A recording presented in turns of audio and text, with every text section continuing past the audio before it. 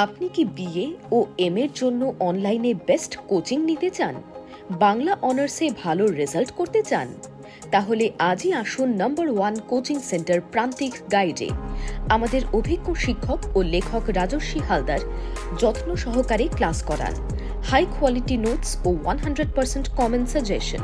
প্রান্তিক গাইডে সবাইকে শুভেচ্ছা অভিনন্দন। প্রান্তিক গাইডের পক্ষ থেকে আজকের নিবেদন কলকাতা বিশ্ববিদ্যালয় BA 6 semester history general SEC B1 পেপারের সাজেশন।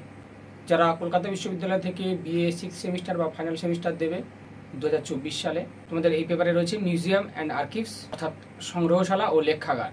পেপারের সাজেশনটা আমি দিয়ে দিচ্ছি, তোমরা অবশ্যই খাতায় লিখে নেবে, নোট করে নেবে। SEC B1 যে প্রশ্নগুলো দেবো শুধুমাত্র সেগুলোই পড়বে, এর বাইরে আর অতিরিক্ত কিছু করার দরকার নেই। তোমরা অবশ্যই অবগত রয়েছো প্রান্তিক গাইডের suggestion best quality number 1 suggestion. আমি যেগুলো দেবো শুধুমাত্র সেগুলোই পড়বে, এর বাইরে আর অতিরিক্ত কিছু করার দরকার নেই। খুব কম প্রশ্ন, সব থেকে কম প্রশ্নের সাজেশন কিন্তু আমি দিয়ে থাকি। তাই অবশ্যই প্রান্তিক গাইডের সঙ্গে থাকবে। চ্যানেলে যারা নতুন, চ্যানেলটা অবশ্যই সাবস্ক্রাইব করে রাখো, বন্ধুদেরকে শেয়ার করো। এবং এই পেপারে আবার লাস্ট মিনিট ফাইনাল সাজেশনও তোমরা পাবে, চিন্তার কিছু নেই। প্রান্তিক গাইডের সঙ্গে থাকো, সমস্ত কিছু হেল্প পেয়ে যাবে।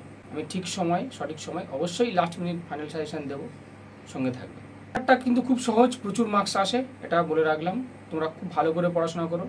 এই পেপারটা যথেষ্ট পরিমাণে সহজ পেপার, খুব সহজ। আমি মনে করি এই পেপারে 100-র মধ্যে, অর্থাৎ internal tutorial and theory exam বা ফাইনাল এক্সাম মিলে 100-র মধ্যে 80 অ্যাভাব পাওয়া যায়। 80, অবশ্যই 80। যদি তোমরা 50 নম্বরের যে নোটসটা রয়েছে, 50 নম্বরের যে নোটসটা, ওটা যদি সঠিকভাবে লিখতে পারো, অবশ্যই কিন্তু তোমরা 80 স্কোর করে যাবে। 50 নম্বরের ওই নোটসটা খুব ভালো করে লিখবে তোমরা। 50 নম্বরের যে নোটসটা আমি চ্যানেলে দিয়ে রেখেছি, অবশ্যই দেখে নেবে। লিঙ্ক ডিসক্রিপশন বক্সে পেয়ে যাবে, লিঙ্ক ডিসক্রিপশন বক্সে দিয়ে রাখবো, সেখান থেকে সংগ্রহ করে অবশ্যই পড়ে নেবে। 50 নম্বরেরটা যদি লেখো, অন্ততপক্ষে পাস হয়ে যাবে সবাই, কেউ ফেল করবে না। ওই একটা নোটসে মোটামুটি লুকিয়ে রয়েছে পাসের চাবিকাঠি। তাই 50 নম্বরের নোটসটা অবশ্যই করে প্রচুর পরিমাণে পড়াশোনা করবে। অন্তত 10-12 পেজ লিখতে হবে। 50 নম্বরের যে নোটসটা, সেটা অন্তত 10-12 পেজ লিখতে হবে, এটা মনে রেখো। নাহলে কিন্তু অ্যাপ্রোপ্রিয়েট অ্যান্সার হবে না। 10-12 পেজ লিখতে হবে। খুব গুরুত্বপূর্ণ হচ্ছে এই পেপারটা, কারণ এই পেপারটা কিন্তু তোমাদের স্কোরিংয়ের জায়গা। এত সহজ পেপার হয় না, খুব ভালো একটা পেপার, এবং তোমরা মার্কসও পাবে। এবং দেখবে 15 নম্বরের যে নোটসগুলো রয়েছে, কোশ্চেনগুলো রয়েছে, সেগুলো যদি পড়াশোনা করো, অল্প করেও যদি কেউ পড়ো, মুখস্থ হয়ে যাবে, লিখতে পারবে। এই পেপারটা খুব ভালো একটা লেখার জায়গা, খুব সহজ। খুব মনোযোগ দিয়ে পড়ো, ভালো করে পড়াশোনা করো। এই পেপারটা দেখো তোমাদের খুব ভালো একটা স্কোর করে দিচ্ছে। অল্প পড়েও মোটামুটি এই পেপারে অন্ততপক্ষে পাস করে যাবে, বিশেষ করে 50 নাম্বার। আমি যে নোটসটা দিয়েছি না, সেইটাই মুখস্থ করো, তো ওইটাই মুখস্থ করো, ওটাই পড়াশোনা করো, দেখবে হয়ে যাবে। আমি যেটা দিয়েছি শুধুমাত্র ওটাই পড়াশোনা করো। 10-12 পেজের এবং খুব ভালো একটা নোটস কিন্তু দেওয়া রয়েছে। আমি লিঙ্ক ডিসক্রিপশন বক্সে দিয়ে রাখবো, ওটাই পড়ে নিও, দেখো খুব ভালো কিন্তু নোটসটা। পেপারে কিন্তু ফুল মার্কস, অর্থাৎ SEC পেপারে সমস্ত সাবজেক্টের SEC পেপারগুলোতে, SEC পেপারে মোটামুটি থিওরি এক্সাম হয় 80 নাম্বার। 80 নাম্বার 3 ঘন্টা, 80-র মধ্যে 24 পেলে পাস। 50 নম্বরের একটা নোটস লিখলে হয়ে যাবে পাস। বিশেষ করে এই ইতিহাসটা, 50 নম্বরের নোটসটা লেখো। 50 নম্বরের একটা আর 15 নম্বরের দুটো, এই 80। থিওরি এক্সাম হবে 80, আর ইন্টারনাল টিউটোরিয়াল যে তোমাদের কলেজের হাতে রয়েছে 30 নাম্বার, 20 নাম্বার। আর কলেজের হাতে রয়েছে ইন্টারনাল টিউটোরিয়াল মিলে 20 নাম্বার, 20 নাম্বার কলেজের হাতে। আর বাকি 80 হচ্ছে থিওরি এক্সাম, রিটেন এক্সাম দিতে হবে। খুব ভালো করে পড়ো, এই পেপারটা প্রচুর মার্কস পাবে, আমি বারবার বলছি। দেখো, যদি মনে করো এই পেপারের কারো নোটস প্রয়োজন, অবশ্যই যোগাযোগ করবে, নোটস পেয়ে যাবে। খুব স্বল্প পারিশ্রমিকে আমি কিন্তু নোটস দিয়ে থাকি, অবশ্যই যোগাযোগ করবে। প্রান্তিক গাইডের সঙ্গে থাকো, সমস্ত কিছু হেল্প পেয়ে যাবে। প্রান্তিক গাইড তোমাদের সবসময় সাহায্যার্থে রয়েছে, অবশ্যই দ্বিধাহীন চিত্তে যোগাযোগ করবে। কারোর চিন্তার কিছু নেই। সমস্ত পেপারের লাস্ট মিনিট ফাইনাল সাজেশন অবশ্যই আসবে, সঠিক সময়, নিশ্চিত থাকো। আর যে পার্টগুলো বাকি রয়েছে, যে পেপারগুলো বা যে পার্টের সাজেশনগুলো বাকি রয়েছে, আমি ধীরে ধীরে আপলোড করবো। চ্যানেলের সঙ্গে থাকো এবং চ্যানেলটা সাবস্ক্রাইব করে রাখো, বন্ধুদেরকে শেয়ার করো। SEC B1 অর্থাৎ গ্রুপ এ থেকে পড়ে একটা 50 নম্বরের কোশ্চেন। সেই 50 নম্বরেরটা খুব ভালো করে লিখবে, 1000 শব্দ। কোশ্চেনটা দেখে নাও। তুমি ভ্রমণ করেছো কিংবা অন্তর্জালে অর্থাৎ ইন্টারনেটে দেখেছো এমন একটি সংগ্রহশালা বা স্মৃতিসৌধ বা লেখাগারের উপর 1000 শব্দের মধ্যে একটি প্রতিবেদন রচনা করো। একটা প্রতিবেদন লেখো 1000 শব্দের মধ্যে। 1000 শব্দের মধ্যে মানে 10-12 পেজ অবশ্যই হতে হবে, কিন্তু 10-12 পেজ না হলে কিন্তু অ্যান্সারটা অ্যাপ্রোপ্রিয়েট হবে না। তাই অবশ্যই 10-12 পেজ লিখতে হবে।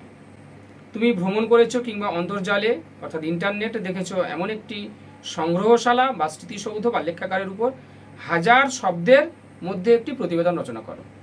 আমি যে নোটসটা দিয়েছি সেটা হচ্ছে কলকাতা মিউজিয়ামের উপর। খুব ভালো একটা নোটস কিন্তু দিয়ে রেখেছি কলকাতা মিউজিয়ামের উপর।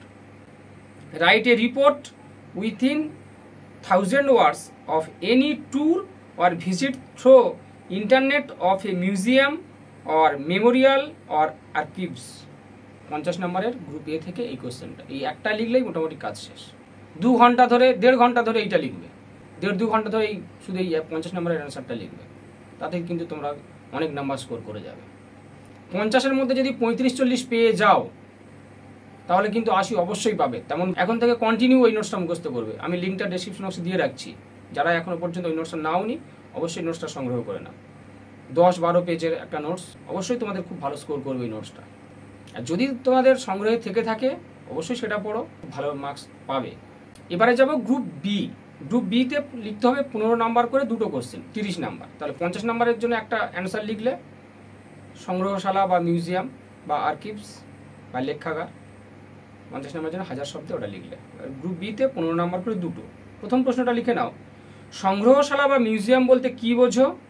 সংগ্রহশালার কার্যাবলী আলোচনা করো। সংগ্রহশালা বা মিউজিয়াম বলতে কি বোঝো?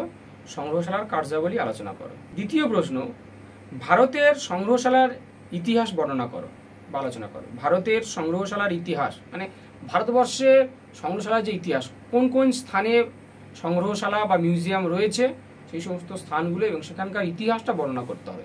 ভারতবর্ষের ইতিহাসে সংগ্রহশালা কোথায় কোথায় রয়েছে সেগুলোর ইতিহাস, ভারতের সংগ্রহশালার ইতিহাসটা বর্ণনা করো।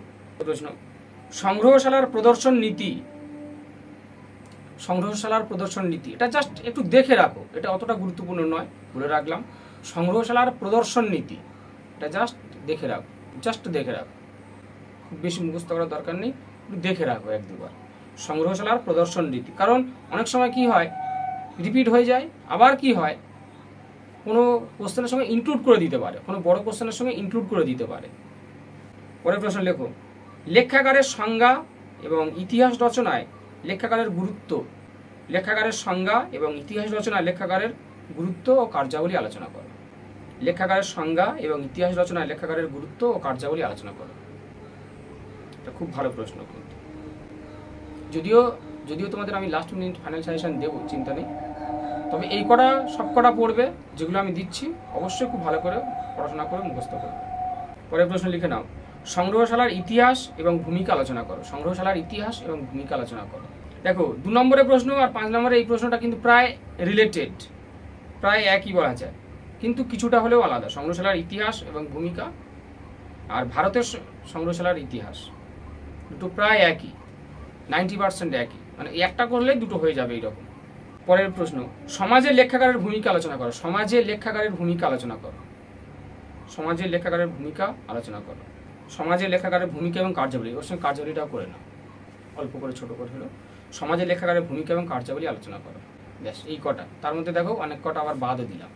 টোটালি 3-4 নোটস পড়লে হয়ে যাবে। তাও আমি এর উপর লাস্ট মিনিট ফাইনাল সাজেশন দেবো এবং একদম সুপার স্টার মেরে দেবো। যে কটা বললাম সে কটা খুব ভালো করে পড়াশোনা করবে। যেটা আমি বাদ দিতে বললাম, হালকা করে পড়তে বললাম, অল্প করে পড়তে বললাম, সেটা সেই তেমনভাবে পড়বে। দেখে রাখতে বললাম যেটা, তেমনভাবে দেখে রাখবে। যেমনভাবে বললাম ঠিক তোমরা তেমনভাবেই পড়াশোনা করবে। যেমন আমি বললাম কি না, সংগ্রহশালার প্রদর্শন নীতি, এটা জাস্ট হালকা করে দেখে রাখবে। আর ভারতের সংগ্রহশালার ইতিহাস এবং সংগ্রহশালার ইতিহাস বা ভূমিকা, এই দুটো প্রায় রিলেটেড, অর্থাৎ 1 নোটস করলে দুটো হয়ে যাবে, ধরে রাখো। তাহলে এই কোশ্চেন কমে গেল। মোটামুটি কয়েকটা কোশ্চেনই তোমরা পড়াশোনা করো, অবশ্যই তোমরা খুব ভালো কমন পাবে, অবশ্যই তোমরা খুব ভালো রেজাল্ট করবে। কোনো কোশ্চেন তোমরা ছাড়বে না কিন্তু। এই 50 নাম্বারটা তোমরা 1.5 ঘন্টা লিখছো, বা ধরে নিচ্ছি কারোর 2 ঘন্টা সময় গেলো, যদি কেউ খুব ভালো পড়াশোনা করে থাকো, ওই যে নোটসটা আমি দিয়েছি 50 নাম্বার লিখতে ধরে নিচ্ছি 2 ঘন্টা গেল। 1 ঘন্টা দুটো নোটস লেখা হয়ে যায়, আধ ঘন্টা করে এনাফ টাইম।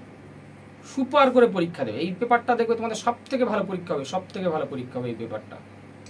পড়াশোনা করো, রীতিমতো পড়াশোনা করো, শেষ পড়া, প্রচুর পরিমাণে পড়াশোনা করো। এখন থেকে এই যে কটা দিন রয়েছে অন্তত 10-12 ঘন্টা করে পড়াশোনা করো। তোমাদের কিন্তু সময়টা অনেক এগিয়ে এসেছে, মাত্র 4 মাসের গিয়ে তোমরা পরীক্ষা দিচ্ছ। তাই অবশ্যই খুব ভালো করে পড়াশোনা করো, একদম 10-12 ঘন্টা করে পড়তে হবে। প্রান্তিক গাইডের সঙ্গে থাকো, সমস্ত কিছু হেল্প পেয়ে যাবে এবং যেগুলো দেবো শুধুমাত্র সেগুলোই পড়বে, খুব কম প্রশ্ন কিন্তু আমি দিয়ে থাকি। দেখো, এটা তোমরা অবগত রয়েছো, নতুন করে বলার কিছু নেই। তাই ভরসা করো, ভরসা রাখো, অবশ্যই তোমরা সাকসেস হবে, সাফল্য পাবে, কেউ অন্তত ফেল করবে না। 24 পেলে পাস চেক পেপারে, এবং অন্যান্য পেপারগুলো 20 পেলে পাস। প্রান্তিক গাইডের সাজেশনই ফলো করো, পাস করা নিয়ে কারোর সমস্যা হবে না। যে কোশ্চেনগুলো দেবো শুধুমাত্র সেগুলোই পড়বে, কারণ আমি আমার স্টুডেন্টদেরকে যা দিই তোমাদেরকেও তাই দিই। এই 8টা 10টা করে কোশ্চেন, অন্যান্য পেপারগুলো যেমন 8টা 10টা করে কোশ্চেন দিই, ঠিক তেমনই তোমাদেরও দিই। খুব কম প্রশ্ন দিই, শুধুমাত্র সে কটাই পড়বে। হিউজ কোশ্চেনের যাওয়ার দরকার নেই, একাধিক প্রশ্ন পড়ার দরকার নেই, একাধিক নোটস মুখস্থ করার দরকার নেই, মাঠ ছটার কোনো প্রয়োজন নেই। তো যে কটা প্রয়োজন শুধুমাত্র সে কটাই পড়বে। তার উপরে আবার তো আমি দিয়ে দিই last minute final suggestion. Last minute final suggestion তো অবশ্যই তোমরা পেয়ে যাবে, চিন্তা করো না। চ্যানেলটাতে সাবস্ক্রাইব করে রাখো, বন্ধুদেরকে শেয়ার করো। প্রান্তিক গাইডের সঙ্গে থাকো, সমস্ত কিছু হেল্প পেয়ে যাবে।